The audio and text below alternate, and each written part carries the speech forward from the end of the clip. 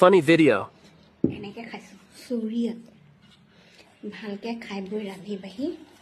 ভিডিঅ'বোৰ কষ্ট কৰি দিওঁ কোনো ভিউজ নহয় পিছত মানুহে কৰা লোকৰ ডাউনলোড কৰা ভিডিঅ'জবোৰ দিব